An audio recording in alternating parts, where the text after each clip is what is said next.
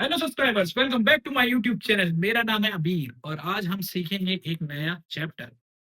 ठीक है, तो हमारे चैप्टर का नाम है डिसोल्यूशन ऑफ द पार्टनरशिप।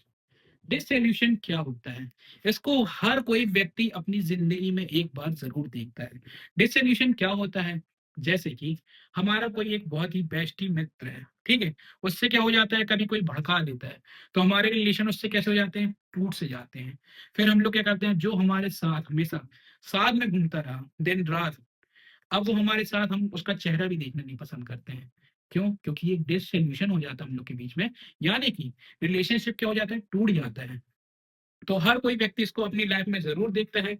तो आज हम जानेंगे कि बिजनेस में ये कैसे काम करता है।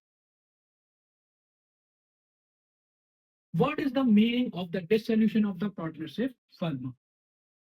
तो यहाँ पे इसका मीनिंग क्या होता है? डिसोल्यूशन जो होता है, firm means to wind up the business of the partnership involve होता है कंप्लीटली ब्रेक डाउन, यानी कि बिजनेस की जड़ से लेके पूरा ऊपर तक उस बिजनेस का तहस नहस हो जाना, यानी कि बिजनेस का हो जाना, बंद हो जाना।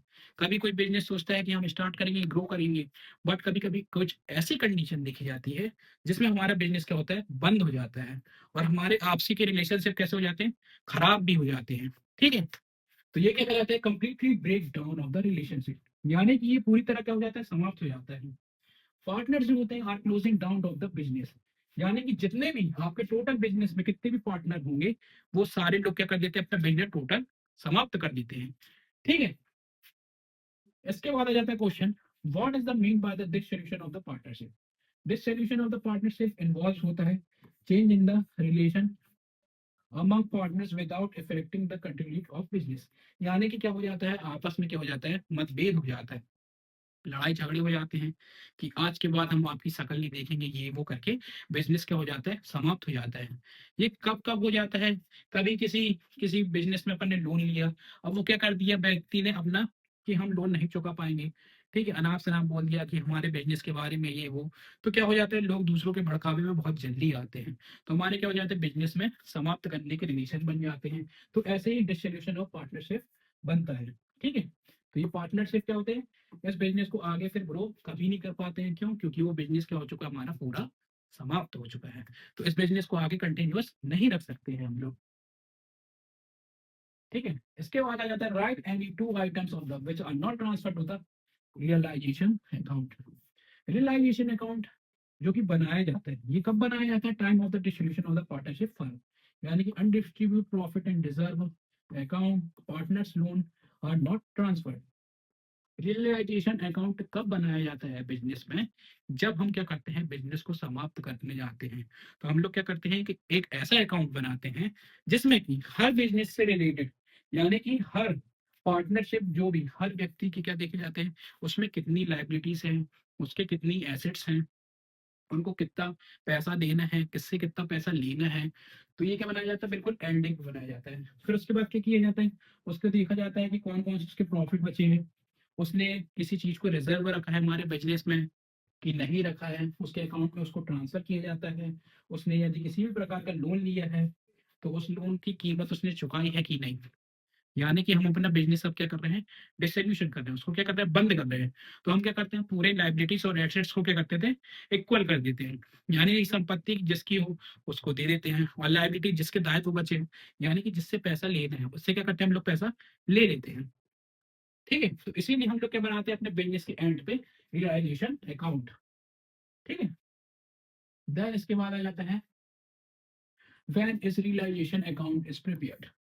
Realisation account is prepared at the time of the distribution partnership firm में is prepared once life of time of business, यानी कि ये हमारे पूरे बिजनेस में कब बनाया जाता है, बिल्कुल एंडिंग में। और कितने समय के लिए बनाया जाता है, ओनली वंस, एक ही बार बनाया जाएगा। उसमें आपके पूरे एसेट्स, पूरी लाइबिलिटी, सब कुछ बताया जाता है कि आपने कितनी एसेट्स है, आपके कितनी लाइबिलिटीज है, सब कुछ। ठीक है, इसके बाद क्या किया जाता है, इसको प्रिपेयर किया जाता है, और time of the end business की लास्ट में इसको बनाते हैं। देन इसके बाद सभी को, उसका प्रॉफिट है तो प्रॉफिट बांट देंगे, लॉस है तो लॉस बांट देंगे।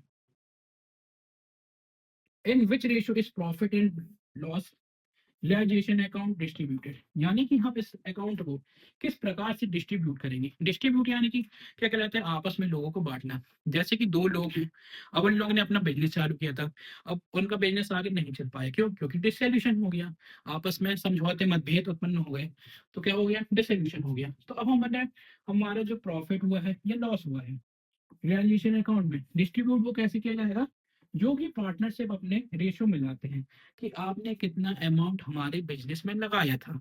ज्यादा लगाया था तो आपको ज्यादा प्रॉफिट मिलेगा, कम लगाया था तो आपको कम प्रॉफिट मिलेगा। तो इस प्रकार से हम लोग क्या करते हैं, अपने प्रॉफिट एंड लॉस की रेशियो के हिसाब से उसको क्या करते हैं, चीजों को आपस में बांटते हैं।